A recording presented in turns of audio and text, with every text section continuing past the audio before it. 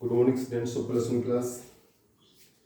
We study about the structure of atom. Or today we study about emission and absorption spectra.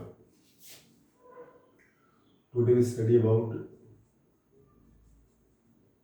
emission and absorption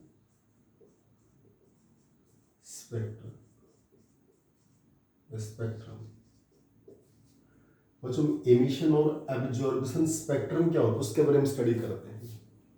हमारे पास सबसे पहले हम spectroscopy के बारे में स्टडी करते हैं कि what is the spectroscopy. Spectroscopy क्या होता है? स्पेक्ट्रोस्कोपी हमारी साइंस की वो ब्रांच है जिसमें हम स्पेक्ट्रम के बारे में स्टडी करते हैं. यानी it is branch of science या it is branch of chemistry. It is branch of chemistry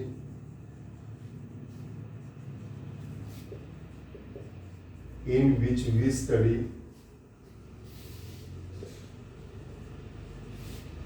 about spectrum.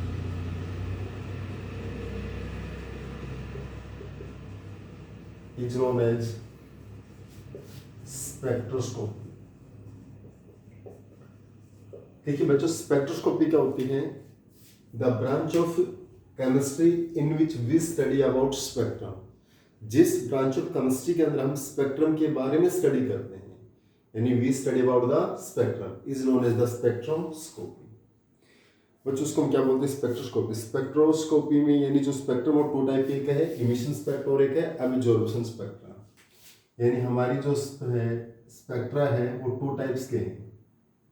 एक हमारे पास है spectra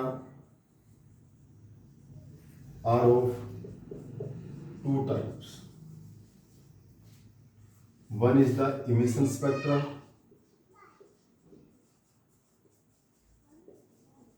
or one is the absorption spectra.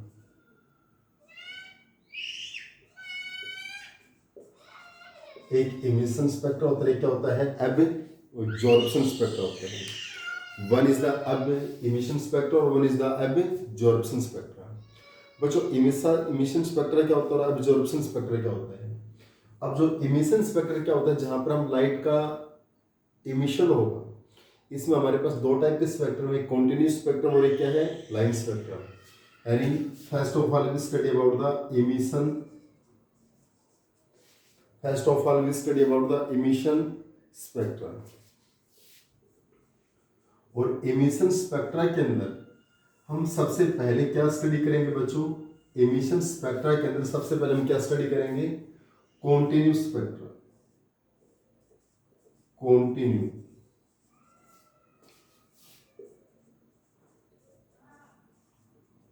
First of all we study about the continuous spectra. Continuous spectra क्या होता है बच्चों? Continuous spectra. Continuous spectra क्या होता है? जब एक व्हाइट लाइट होती है बच्चों, हमारे पास क्या, एक व्हाइट लाइट, या हमारे पास क्या है?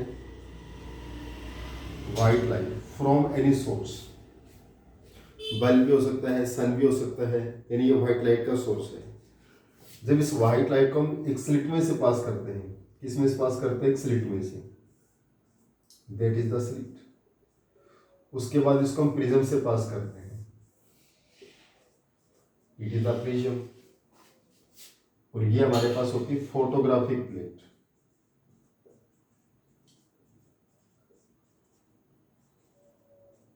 ये क्या होती है? Photographic plate. ध्यान से देखिए बच्चे एक बार, ये कोई भी सोर्स ऑफ व्हाइट लाइट है, दैट इज सन हो सकता है, बल्ब हो सकता है, हीटेड रॉड हो सकती है, यानी it is the white light source. जब इसको स्लिट में से पास करते हैं और जैसे इसको प्रिज्म से पास किया जाता है बच्चों, तो हमारी ये जो व्हाइट लाइट है ये 7 कलर्स में स्कैटर हो जाती है. 7 कलर्स में क्या हो जाती है? स्कैटर हो जाती है. यानी we observe 7 colours on the photographic plate. VIBGYOR. Clear? हमें 7 कलर्स कंटिन्यूस स्पेक्ट्रम की फॉर्म में फाउंड होते हैं. V फॉर वॉयलेट, वॉयलेट, और R फॉर रेड, वॉयलेट से रेड. हमारे पास वेरियस कलर है. Violet, indigo, blue, green, yellow, orange और रेड। क्लियर। इसको बच्चों बोलते हैं कॉन्टिन्यूस स्पेक्ट्रा। क्या बोलते हैं? Continuous spectra. जब व्हाइट लाइट हमारी किसी भी सोर्स से, और इसको जब व्हाइट लाइट हमारी इमिट होती है किसी भी सोर्स से, या सन हो सकता है या फिलामेंट ऑफ बल्ब हो सकता है, जैसे इसको स्लिट से पास करते हैं और जब ये प्रिज्म से पास होती है तो ये व्हाइट लाइट क्या हो जाती है? स्कैटर हो जाती है, इमिट हो जाती है इन द 7 कलर बैंड। और जो कंटिन्यू होते हैं V I B G Y O R के फॉर्म में क्या होते हैं? कंटिन्यू। इसलिए इसको हम क्या बोलते हैं? Continue spectra. क्लियर। यानी when white light is emit from a source, that is sun or filament of bulb,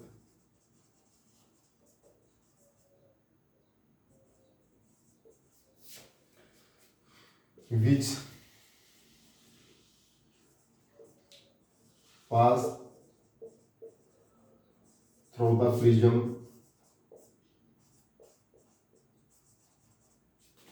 so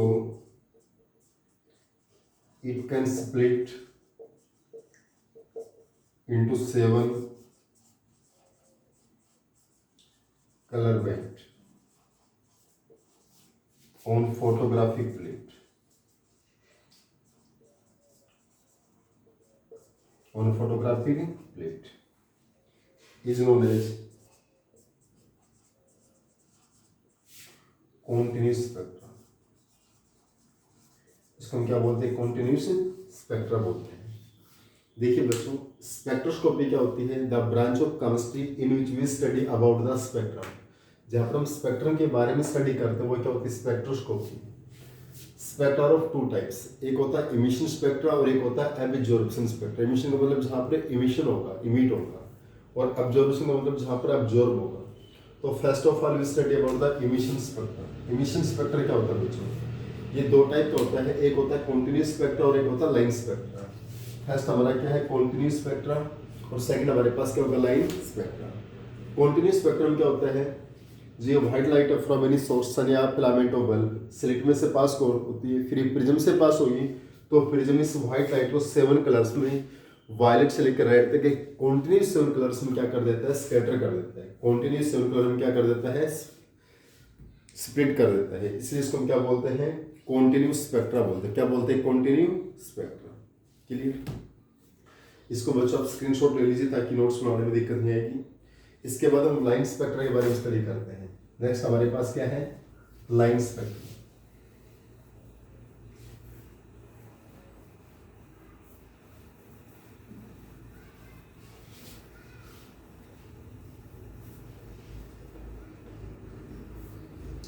next बच्चों हमारे पास है line spectra.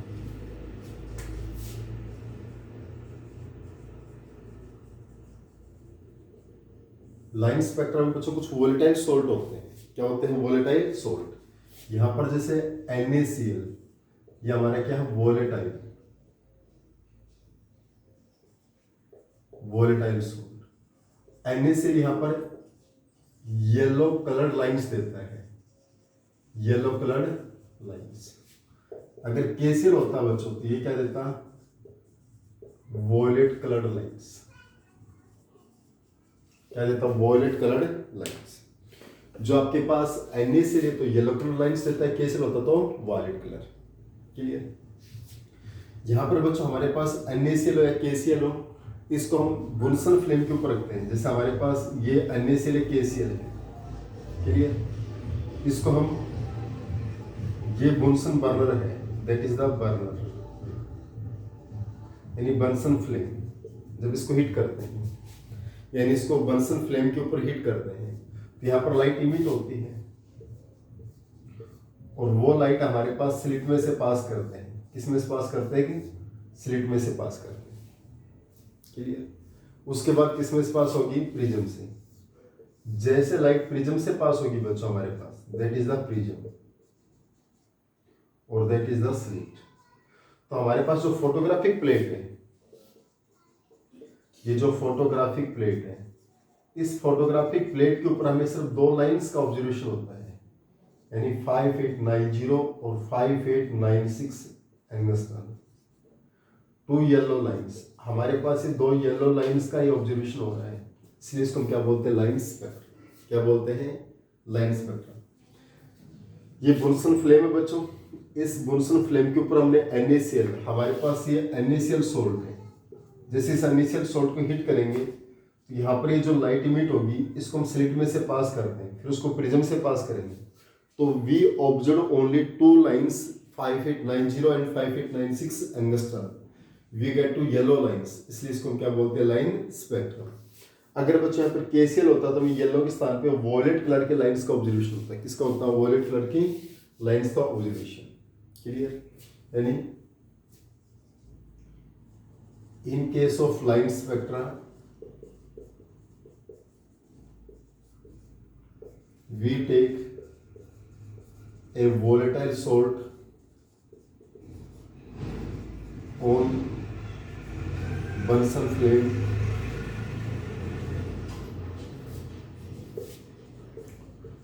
so light is emitted which pass through prism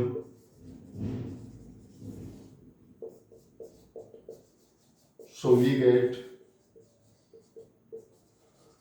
two yellow lines 5890 and 5896 angstrom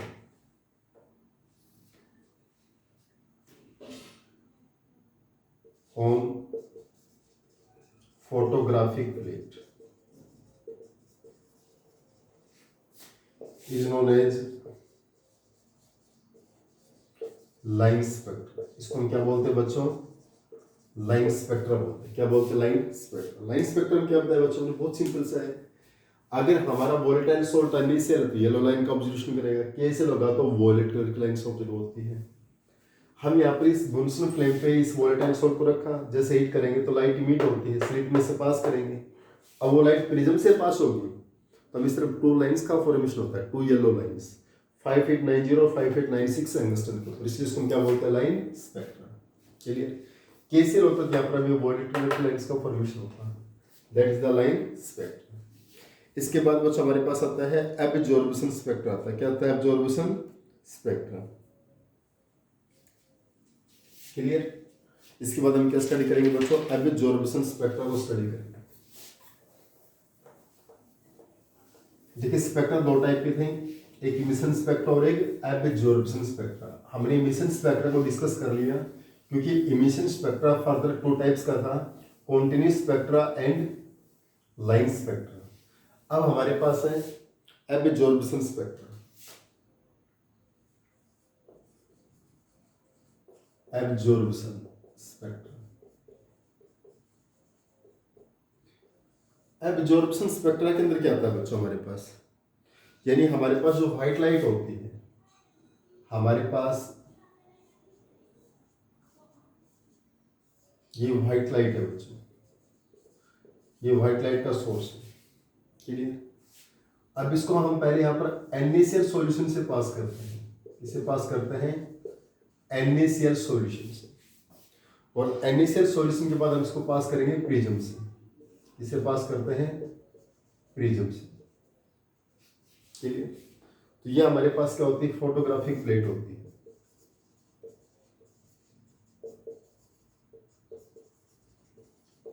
कुछ ध्यान से देखिए, जैसे इसको NaCl सॉल्यूशन से पास करते हैं, NaCl सॉल्यूशन से क्या करते हैं, पास करते हैं, यहाँ पर कुछ लाइट क्या हो जाती है, अब्जॉर्ब हो जाती है, और जैसे प्रिज्म से पास करेंगे तो हमें VIBGYOR एक सेम कलर का बैंड्स मिलता है बच्चों, लेकिन उस बैंड के अंदर हमारे पास बीच बीच में कुछ डार्क लाइंस मिलती हैं।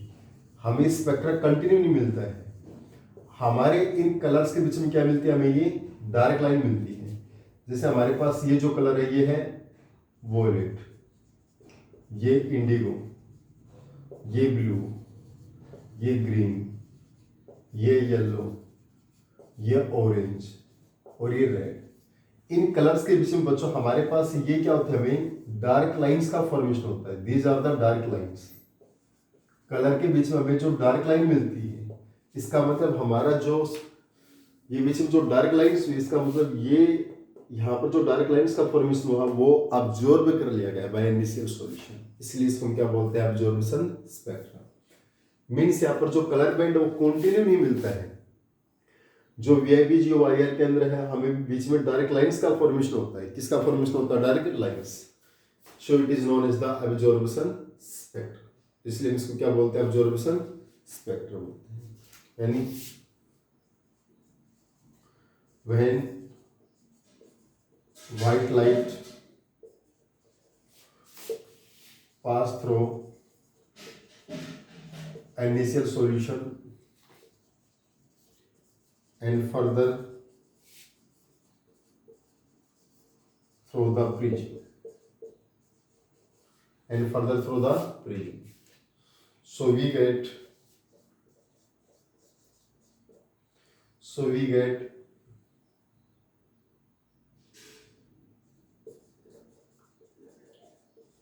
get a spectrum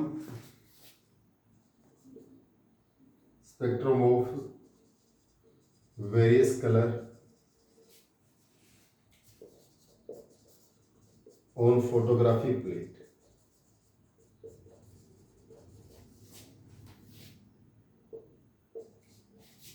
We observed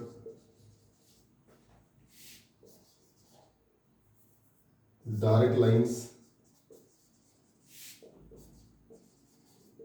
are present in between color band. यहाँ कलर बैंड के बीच में क्या मिलते हैं बच्चों, डार्क लाइंस का फॉर्मेशन होता है। किसका फॉर्मेशन होता है, डार्क लाइंस। यानी यहाँ पर जो हमारे कलर होते हैं बच्चों, वॉयलेट है, उसके बाद इंडिगो स्टार्ट होगा तो बीच में क्या आती है, डार्क लाइंस होती है, इसलिए इसको हम क्या बोलते हैं, अब्जॉर्प्शन स्पेक्ट्रम। इसके बाद बच्चों हमारे पास आता है स्पेक्ट्रम ऑफ हाइड्रोजन, यानी emission spectrum of hydrogen. Next आपका टॉपिक बच्चों, इसको आप अच्छे से रिकवर कर सकते हैं, कोई प्रॉब्लम नहीं आएगी आपको। जो नेक्स्ट आपका टॉपिक वो हमारे पास क्या है, emission spectrum of hydrogen. Next topic आपके पास क्या है, emission spectrum of the hydrogen. देखिए बच्चों, इमिशन स्पेक्ट्रम ऑफ हाइड्रोजन क्या होता है आपके पास, what is the emission spectrum of hydrogen.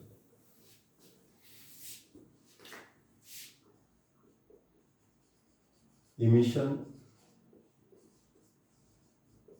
Spectrum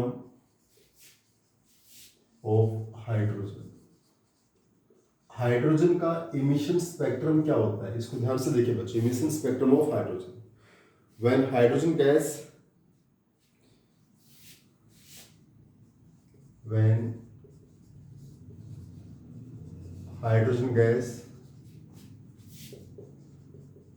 taken in a discharge tube at low pressure. When hydrogen gas taken in a discharge tube, जब हम hydrogen gas को डिस्चार्ज ट्यूब में लेते हैं at low pressure, so light is emitted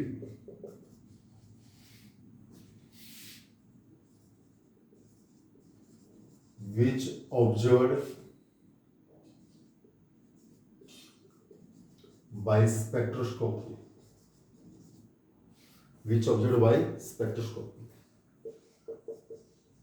is known as hydrogen spectrum.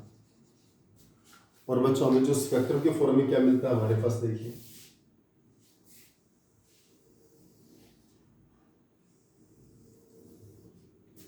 चलिए, हमें यहाँ पर बच्चों कुछ लाइंस मिलती है यहाँ पर फर्स्ट में, फिर एक गैप के बाद फिर हमें कुछ लाइंस का फॉर्मेशन होता है, फिर कुछ लाइंस का फॉर्मेशन होता है। इस टाइप से स्मॉल गैप के बाद हमें क्या मिलती है, लाइंस मिलती है। जो सबसे पहले लाइंस आती है इनको हम बोलते हैं लाइमन सीरीज। क्या बोलते हैं, लाइमन सीरीज। इसको हम क्या बोलेंगे, बामर सीरीज। इसको हम बोलेंगे पार्सन सीरीज, इनको हम बोलेंगे ब्रैकेट सीरीज, इसको बोलेंगे फंड सीरीज। इसके बाद आएगा हमारा हेम्फ्रे सीरीज। बच्चों कंटिन्यू स्पेक्ट्रस चलता रहता है हमारे पास, क्या चलते रहते हैं, कंटिन्यू स्पेक्ट्रस चलता रहता है हमारा। सबसे फर्स्ट में हमारे पास आती है Lyman series, Balmer series, Paschen series, Brackett series और फंड सीरीज। सबसे पहला हमारे पास क्या है, Lyman series, Balmer series, Paschen series, उसके बाद ब्रैकेट सीरीज, उसके बाद फंड सीरीज। बच्चों कई बार क्वेश्चन आता है, देखिए दोबारा देखिए बच्चों, हमारी फर्स्ट में क्या आती है, लाइमन सीरीज, उसके बाद बामर सीरीज, पार्सन, ब्रैकेट और फंड सीरीज। कई बार इनका सोर्स आता है बच्चों, लाइमन सीरीज का सोर्स क्या होता है, अल्ट्रा वायलेट, यानी इनका रीजन जो लाइमन है वो किस मिलती है हमें, अल्ट्रा वायलेट में मिलती है। किस मिलती है, अल्ट्रा वायलेट। बामर किस मिलती है हमें, विजिबल। इसका सोर्स क्या होता है बच्चों, अल्ट्रा वायलेट, और बामर का क्या होता है, विजिबल। और पार्सन, ब्रैकेट और फंड, इन तीनों सीरीज का जो हमारा रीजन है वो हमारे होता है इंफ्रारेड, यानी IR रीजन, इंफ्रारेड रीजन। एक क्वेश्चन आता है बच्चों, in which region Lyman series are present, in which region Lyman series are present. तो लाइमन सीरीज किस रीजन में मिलते हैं हमें, अल्ट्रा वायलेट। बामर किस में मिलते हैं हमें, विजिबल। और पार्सन, ब्रैकेट और फंड सीरीज का रीजन क्या होता है हमारा, इंफ्रारेड रीजन। क्या होता है हमारे पास, इंफ्रारेड रीजन। अब हमारे पास ये जो लाइनिंग है बच्चों हमारे पास, जैसे लाइमन सीरीज है, बामर सीरीज है, देखिए हमारे पास एक है लाइमन सीरीज, उसके बाद क्या हमारे पास बामर सीरीज, उसके बाद क्या हमारे पास पार्सन,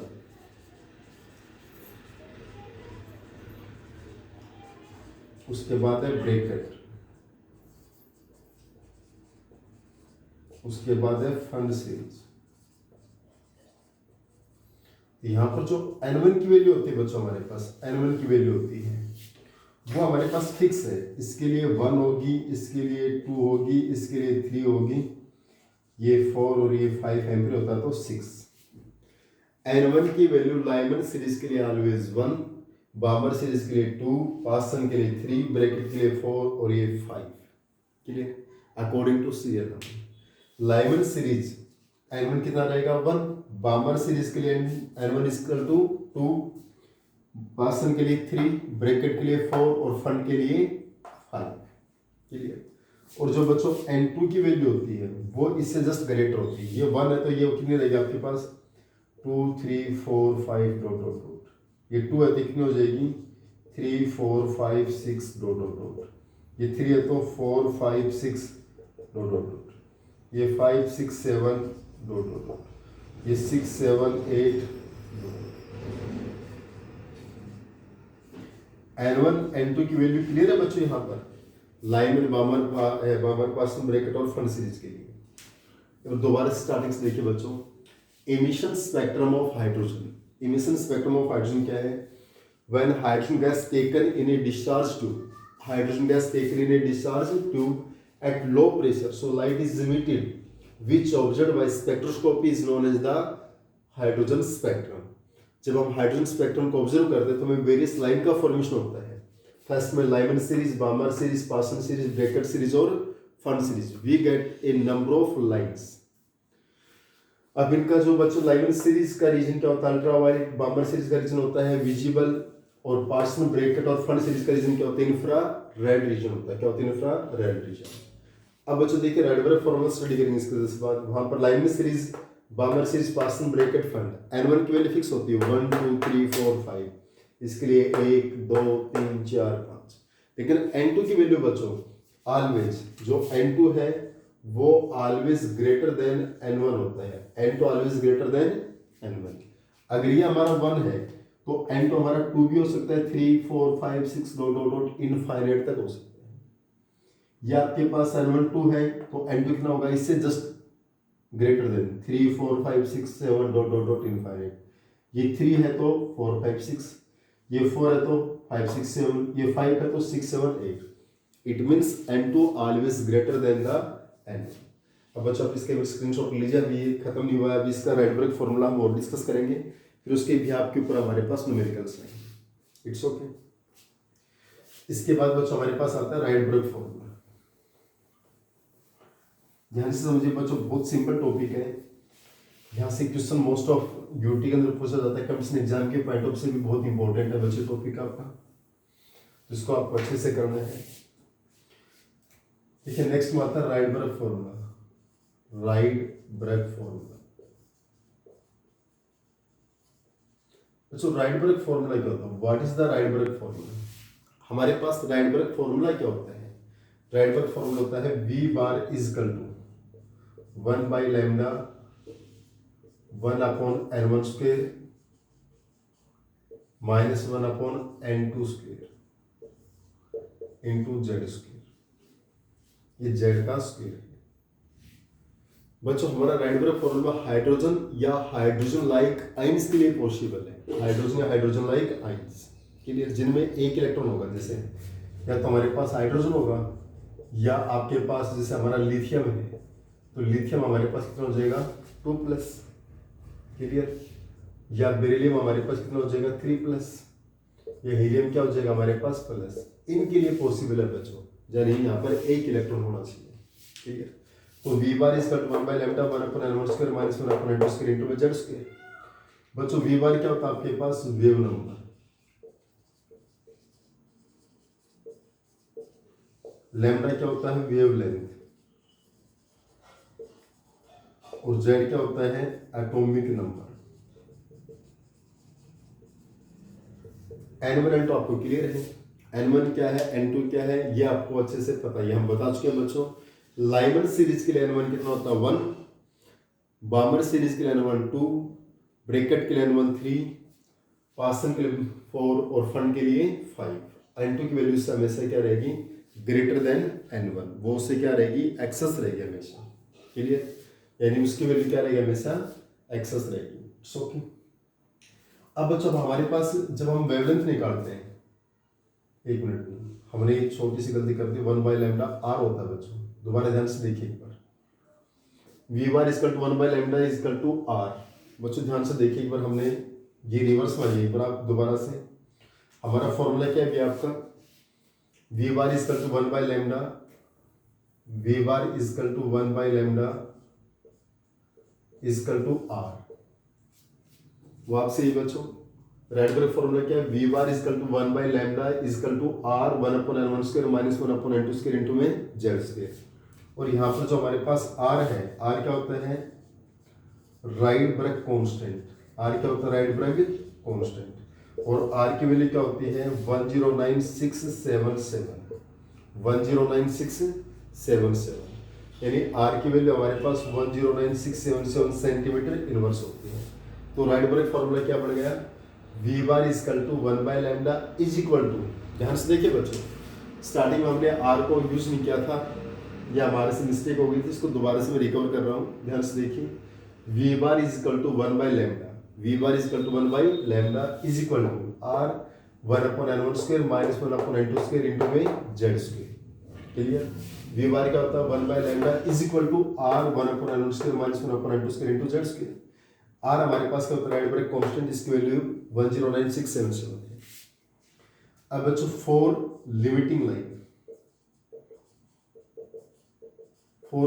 लाइन, ध्यान से देखिए इस पॉइंट को, देखिए बच्चों n1 की वैल्यू तो सीरीज पे डिपेंड करती है, वो लाइमन सीरीज है, बामर सीरीज है, पासन ब्रैकेट या फन सीरीज है, लेकिन लिमिटिंग लाइन के लिए बच्चों, फॉर लिमिटिंग लाइन के लिए n2 हमारे पास हमेशा इनफाइनाइट होगा, n2 क्या होगा इनफाइनाइट, लिमिटिंग लाइन के लिए n2 क्या रहेगा इनफाइनाइट। और फॉर लॉन्गेस्ट वेवलेंथ के लिए,